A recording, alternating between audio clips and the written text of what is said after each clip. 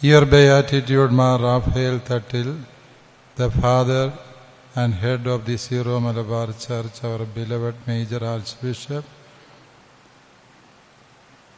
Your Grace Mar George Valiamattam, whose vision had really shaped this Good Shepherd Major Seminary. Your Excellency Mar Joseph Pandaraseri, my beloved collaborator and a wonderful neighbor for our Archdiocese. Reverend Sister Jacinda N.S., the Mother General of the Nasrat Congregation, in whose house this seminary was born. Dear Dr. Jacob Chanikuri, who is well known for his student-friendly formation program, and all the staff members, dear sisters, fathers, brothers, thank you for being here. Major arch bishop എന്നോട് പറഞ്ഞു നമുക്ക് മലയാളത്തിൽ സംസാരിക്കാമെന്ന് പറഞ്ഞു. അതുകൊണ്ട് ഞാൻ ബാക്കി ഭാഗം മലയാളത്തിൽ പറയും. ഇവിടെ ഒരു ഇംഗ്ലീഷ് പ്രോഗ്രാമുണ്ട്. ഇത്തവണത്തെ സിനഡിൽ സ്ട്രക്ടർമാർ റിപ്പോർട്ട് അവതരിപ്പിച്ചപ്പോൾ കുന്നോത്ത് മേജർ സെമിനാരിക്ക് വളരെ വലിയ അപ്ലോസ് ലഭിക്കുകയുണ്ടായി. ഒന്ന്, ഇവിടുത്തെ കുട്ടികൾ ഇംഗ്ലീഷ് സംസാരിക്കുന്നു. നേരാണോ എന്ന് എനിക്ക് അറിഞ്ഞുകൂടാ. ഇംഗ്ലീഷ് സംസാരിക്കുന്നതിനൊരു പ്രോഗ്രാം ഇവിടെ ഉണ്ട് എന്ന് പറഞ്ഞു. ബൈബിൾ പഠിക്കുന്ന കാര്യം, അതുപോലെ തന്നെ നിങ്ങളുടെ ഫാമിലിയായിട്ട് എന്തായിരുന്നു അതിന് പറയുന്നത്, ഫാമിലി ഗ്രൂപ്പ്സിലൂടെ നിങ്ങൾ കുടുംബ അന്തരീക്ഷം പുലർത്തുന്ന കാര്യമൊക്കെ പറഞ്ഞപ്പോൾ പിതാക്കന്മാർ മറ്റ് സെമിനാർ റെക്ടേഴ്സിനോടും പറഞ്ഞു അതുപോലെയൊക്കെ നീയും പോയി അതുപോലെ ചെയ്യുക എന്ന് പറയുകയുണ്ടായി. So the whole credit goes to Good Shepherd Major Seminary and its wonderful formators. Thank you. Being the chairman and commission member, both Bishop Pandaraseri and myself were really honored to hear that you had been made an exemplary formators of this seminary. Thank you, dear staff. നല്ല ഇടയൻ എന്ന സെമിനാരിയുടെ പേരിനെ കുറിച്ചാണ് ഞാൻ നിങ്ങളോട് ഈ അധ്യക്ഷ പ്രസംഗത്തിൽ പറയാമെന്ന് വിചാരിക്കുക. മേജർ ആർച്ച് ബിഷപ്പ് ഹോമിലിക്കിടയിൽ പറഞ്ഞപ്പോഴാണ് ആ ഒരു ചിന്ത എൻ്റെ മനസ്സിൽ വന്നത്. പിതാവ് പറഞ്ഞു, ഒരു സെമിനാരിക്ക് ലഭിക്കാവുന്നതിലേക്കും വെച്ച് ഏറ്റവും നല്ല പേരാണ് ഗുഡ് ഷെപ്പേർഡ് മേജർ സെമിനാരി എന്ന്. ആ ഒരൊറ്റ കാരണത്താൽ തന്നെ this seminary is par excellent to any other major seminary. You can be proud of the title that you inherit directly from Jesus. ഈ ഗുഡ് ഷെപ്പേർഡ് എന്ന് പറഞ്ഞ ഇത് പിതാവ് വീണ്ടും പറയുകയുണ്ടായി. ഇത് ഏലിയ, സ്ലീവ, മോശ കാലത്തിലാണ് നമ്മൾ ജൂബിലി ആഘോഷിക്കുക. ഈ ഗുഡ് ഷെപ്പേർഡിൻ്റെ 3 ഭാവങ്ങളാണ് ഈ 3 ഫിഗേഴ്സ് എന്ന് എനിക്ക് തോന്നി. അന്നേരം തോന്നിയൊരു പല വിചാരമാണ്. ഞാനതൊരു ആശയമായിട്ട് നിങ്ങളോട് പറയാൻ ശ്രമിക്കുന്നതാണ്. പിതാവിൻ്റെ ചിന്തയിൽ നിന്നാണ് ആശയം വന്നതുകൊണ്ട് പിതാവിനോടുള്ള കടപ്പാടോടുകൂടി പറയും. അതായത് ഈ ഏലിയായും സ്ലീവായും മോശ, സ്ലീവ എന്ന് പറഞ്ഞാൽ ഈശോമിശിഹായാണ്, ഉത്ഥിതനായ കർത്താവാണ്. കർത്താവിന് അകമ്പടിയായിട്ട് വാനമേഘങ്ങളിൽ വരുന്നവരാണ് ഏലിയായും മോശയും എന്ന് നമുക്കറിയാം. അതായത് യുഗാന്ത്യത്തെക്കുറിച്ചുള്ള ധ്യാനമാണ് ഈ കാലഘട്ടത്തിൻ്റെ ആധ്യാത്മികത എന്ന് നമുക്കറിവുള്ളതാണ്. ഈ ഏലിയായും മോശയും സ്ലീവായും ഇവർ 3 അജപാലന സാധ്യതകളാണ് എന്നാണ് ഞാൻ നിങ്ങളോട് പറയാൻ ആഗ്രഹിക്കുന്നത്. ഏലിയായുടെ അജപാലനത്തിൻ്റെ പ്രത്യേകത, ഏലിയ നീ അവിടെ എന്ത് ചെയ്യുവാണ്? ദൈവം ചോദിക്കുമ്പോൾ ഏലിയ പറയുകയാണ്, സൈന്യങ്ങളുടെ ദൈവമായ കർത്താവെ, അങ്ങയോടുള്ള തീഷ്ണതയെ പ്രതി ഞാൻ ജ്വലിക്കുകയാണ്. കർമ്മലീത്താക്കാരുടെ ആപ്തവാക്യം തന്നെ അതാണ്, സേലു സലാത്തും ദേയി എന്ന് പറയുന്ന ആപ്തവാക്യം. സൈന്യങ്ങളുടെ കർത്താവിനോടുള്ള തീഷ്ണതയെ പ്രതി ജ്വലിക്കുന്ന ഏലിയ. ഈ ഏലിയായുടെ അജപാലന ശൈലിക്കൊരു പ്രശ്നമുണ്ട്. എന്താണ് എന്ന് ചോദിച്ചാൽ, വ്യത്യസ്ത അഭിപ്രായങ്ങളെ എല്ലാം വെട്ടിനിരത്തണം, ഇല്ലാതാക്കണം എന്നുള്ളത് ഏലിയായുടെ നിർബന്ധ ബുദ്ധിയാണ്. ഞാൻ ചിന്തിക്കുന്നതും വിശ്വസിക്കുന്നതിനും അപ്പുറത്തുള്ളതെല്ലാം ഈ ഭൂമുഖത്ത് നിന്ന് തുടച്ചു നീക്കപ്പെടേണ്ടതാണ് എന്നുള്ള ഒരു വാശി ഏലിയായ്ക്കുണ്ട്. അത് ദൈവമായ കർത്താവിനോടുള്ള സ്നേഹത്തെയും തീഷ്ണതയും പ്രതിയാണ് എന്നതിൻ്റെ പേരിൽ പോലും ദൈവം അതിനെ ന്യായീകരിക്കുന്നില്ല. ഏലിയ ധിക്കറിയാതെ 40 ദിനരാത്രങ്ങൾ ഓടി ഒരു ഗുഹയിൽ അഭയം പ്രാപിച്ച് വിശന്ന് പരിക്ഷീണനായിരിക്കുമ്പോൾ ദൈവം ഏലിയായ്ക്ക് കാക്കയുടെ കൈവശം അപ്പം കൊടുത്തു വിടുന്ന കഥയൊക്കെ ബൈബിളിൽ വായിക്കുന്നുണ്ട്. ദൈവത്തിന് ഏലിയായോട് ആഴമേറിയ സ്നേഹവും കരുതലുമുണ്ട്. പക്ഷേ ഏലിയായെ ദൈവം യഥാർത്ഥ ദൈവസങ്കല്പം പഠിപ്പിക്കുക. നിന്റെ ഗുഹയ്ക്ക് മുന്നിലൂടെ ഞാൻ കടന്നു പോകും. കൊടുങ്കാറ്റ് വന്നപ്പോൾ, ഇടിമുഴക്കം വന്നപ്പോൾ, ഭൂമി കുലുക്കം വന്നപ്പോൾ ഏലിയ വിചാരിച്ചു ഇതാണ് ദൈവം എന്ന്. പക്ഷേ ദൈവം പറഞ്ഞു അതൊന്നും ഞാനല്ല.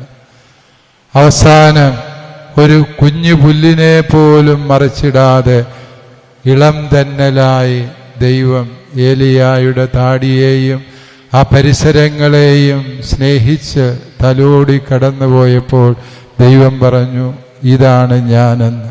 വാസ്തവത്തിൽ അതൊരിടയ സങ്കല്പത്തിൻ്റെ തിരുത്തലാണ്.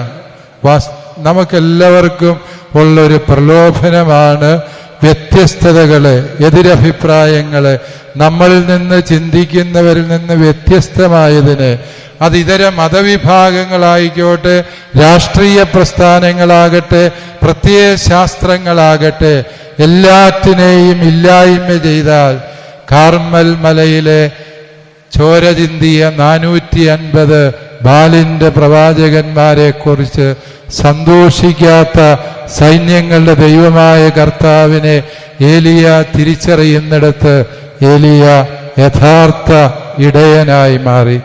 നമ്മുടെയും ഇടയ വഴികളിൽ പ്രിയ സഹോദരന്മാരെ സമാനമായ ഒരു Elijah ടെംപ്റ്റേഷനുണ്ട്.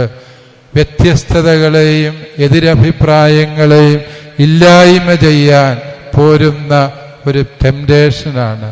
That Elijah temptation is something that kills the very spirit of good shepherd. മോശ മറ്റൊരു ടെംപ്റ്റേഷന്റെ മാതൃകയാണ്. മോശയ്ക്കും ദൈവത്തോട് അഗാധമായ സ്നേഹവും കരുതലുമുണ്ട്. പക്ഷേ മോശയ്ക്ക് ദൈവം കൽപ്പനകൾ കൊടുത്തു. ഈ കൽപ്പനകൾ ആയിട്ട് മോശ ഇറങ്ങി വരുമ്പോൾ കാണുന്ന എന്താ? ഇസ്രായേൽ ജനം കാളക്കുട്ടിയെ, ബാൽദേവനെ ആരാധിക്കും. രണ്ടിടത്തും വില്ലൻ ബാലാണ്. ബാലിനെ ആരാധിച്ചപ്പോൾ മോശ ഈ കൽപ്പലകൾ എറിഞ്ഞ് ഉടച്ചു, അത് ഇടിച്ച് പൊടിച്ച് അവന്മാരെ കൊണ്ട് കുടിപ്പിച്ചു എന്നൊക്കെയാണ് പറയുന്നത്. എന്തൊരു വാശിയാണ് മോശയ്ക്ക്! സർവ്വതും പിടിവാശിയോടെ മോശ നിർബന്ധ ബുദ്ധിയോടെ ചെയ്തു. ദേഷ്യം കൊണ്ട് എറിഞ്ഞുടച്ചത് ദൈവം എഴുതി കൊടുത്ത കൽപ്പലകളാണ്. അവസാനം മോശയ്ക്ക് വാഗ്ദാന നാട് കാണാൻ കഴിയാതെ പോയതിൻ്റെ കാരണം യഹൂദ റബ്ബിമാർ പറയുന്നു പാറയിൽ അടിച്ചതിൻ്റെ പ്രശ്നമൊന്നുമല്ല, യഥാർത്ഥത്തിൽ ദൈവം കൊടുത്ത കൽപ്പലകൾ എറിഞ്ഞുടച്ചതിൻ്റെതാണ്. പ്രിയപ്പെട്ടവരെ, നമ്മുടെ അമിതാവേശവും തീഷ്ണതയും ജീവിതത്തിൻ്റെ അടിസ്ഥാന പ്രമാണങ്ങളെപ്പോലും ബലി കഴിക്കാൻ പ്രേരിപ്പിക്കുന്ന ഒരു ഗുഡ് ഷെപ്പേർഡ് ടെംപ്റ്റേഷൻ ഉണ്ട്. That also must be overcome. നമ്മൾ തീർച്ചയായും അതിജീവിക്കേണ്ട മറ്റൊരു ശക്തമായ പ്രലോഭനമാണ് ഇത് എന്നോർക്കുക. അവസാനം നല്ല ഇടയനായി സ്ലീവ കർത്താവ് ഉത്ഥിതൻ നമുക്ക് മുമ്പിൽ നിൽക്കുകയാണ്. അവൻ ആരുടെയും കണ്ണുനീര് വീഴ്ത്തിയല്ല, ആരുടെയും ചോര ചിന്തിയല്ല, മറിച്ച് സ്വന്തം രക്തം വിലയായി കൊടുത്ത് നല്ല ഇടയനായി തീർന്നു എന്ന് തിരുവചനം സാക്ഷ്യപ്പെടുത്തുമ്പോൾ അവരൻ്റെ കണ്ണുനീരിനെ വിലമതിക്കാനുള്ള കഴിവിനെയാണ് ഗുഡ് ഷെപ്പേർഡിങ് എന്ന് പറയുക. അവരെൻ്റെ സങ്കടങ്ങളെ ഹൃദയം കൊണ്ട് സംവദിക്കാനുള്ള കഴിവിൻ്റെ മറുപേരാണ് നല്ല ഇടയൻ എന്നുള്ളത്. പ്രിയ സഹോദരങ്ങളെ, നമ്മൾ തിരിച്ചറിയണം. വ്യത്യസ്തതകൾക്ക് ഹൃദയത്തിൽ ഇടം കൊടുക്കാൻ ചക്രവാളത്തോളം ഹൃദയം വിശാലമാക്കുന്ന ഭാവത്തിൻ്റെ മറുപേരാണ് വാസ്തവത്തിൽ നല്ല ഇടയൻ എന്ന് തിരിച്ചറിയാൻ ഈ ജൂബിലി വർഷത്തിൽ നമുക്ക് കഴിയട്ടെ.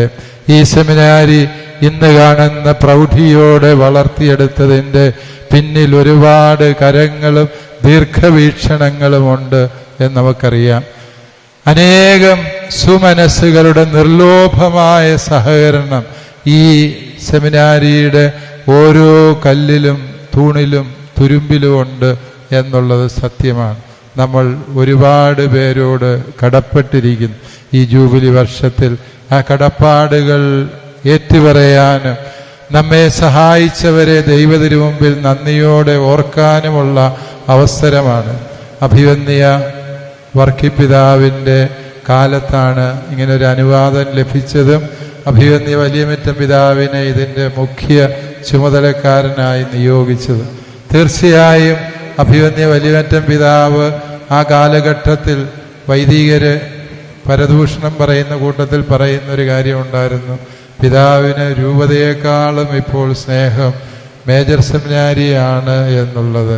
പിതാവിൻ്റെ വാത്സല്യമാർന്ന കരുതലിൽ നിന്ന്, നിതാന്തമായ അലച്ചിലുകളിൽ നിന്ന് ഈ സെമിനാരി വളർന്നു വന്നു എന്നുള്ളത് നാം നന്ദിയോടെ ഓർക്കുന്നു.